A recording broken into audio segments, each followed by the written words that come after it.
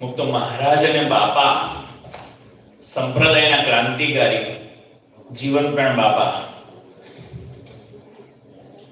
અને એ મળ્યા હોય અને એના અર્થે શું ના થાય એ છે ખબર. શ્રીજી મળ્યા